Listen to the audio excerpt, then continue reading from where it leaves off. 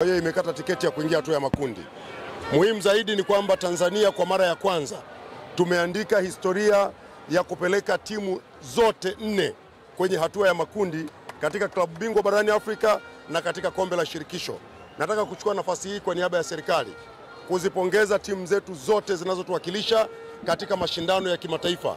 Simba Sports Club, Dar es Salaam Young Africans, Azam FC na Singida Black Stars. Serikali inazipongeza sana timu zote hizi kwa heshima kubwa ambayo zimeipatia Tanzania, kwa sababu tumeandika historia ya kuwa na timu ambazo zinashiriki mashindano ya kimataifa na zote zinafuzu kwa wakati mmoja.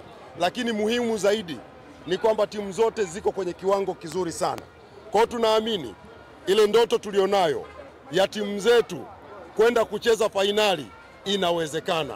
Na mimi leo nina furaha sana kuona nimekuwa sehemu ya historia hii kubwa muhimu ya nchi yetu kupeleka timu zote katika mashindano ya kimataifa. Na wapongeza sana wote Simba, Yanga, Azam na Singida Black Stars. Mheshimiwa, kwa leo mzigo wa mama unarudi.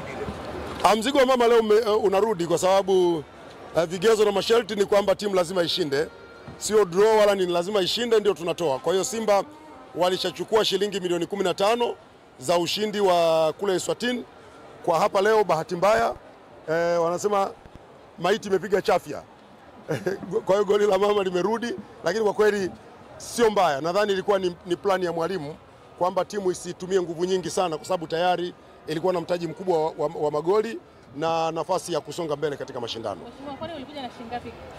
Mimi kama kawaida, mimi kama zote. Si mliona juzi Azam juzi wamefunga 7 na wamepigwa 35 on the spot. Kwa hiyo mimi mama hana mbambamba. Lakini ushindano unazungumziaje kimataifa na timu zetu zote kwenda hatua ya makundi? Kwa kweli kama kuna kitu kinaleta faraja ni namna ambavyo timu zetu zote zimekuwa bora. Zote ziko bora sana. Msitishwe na matokeo haya ya draw leo ya Simba na Singizini.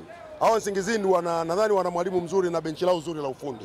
Wamemsoma Simba na wamekuja wamezuia kufungwa na muda wote mmeona walikuwa consistent. Kwa hiyo mimi nadhani yote ni matokeo, ndio umuhimu wa kushinda mapema.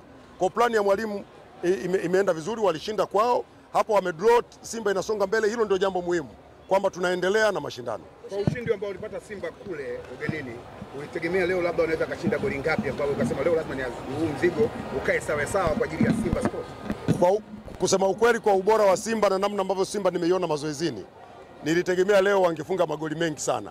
Lakini ndio hivyo, wewe unapanga na mwenzako naye anapanga. Nadhani Singizini na wao walijipanga sana.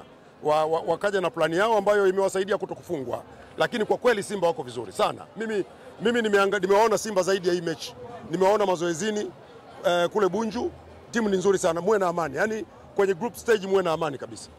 Mheshimiwa, mipango yenu sasa kama serikali kuwa support hizi timu ambazo zimekwenda kwenye hatua ya makundi? Mipango yetu ni vile. Kwanza Mheshimiwa Rais Dr. Samia Suluhu Hassan anaendelea kuwapa goli la mama. Kwenye hatua ya makundi bado tuna shilingi milioni 5 kwa goli moja, robo finali milioni 10, nusu finali milioni 20. Lakini zaidi muhimu ni kuhakikisha kwamba tunawaandalia venue, uwanja kuwa tayari muda wote kwa ajili ya mashindano, na ndicho tunachokifanya. Asanteni sana.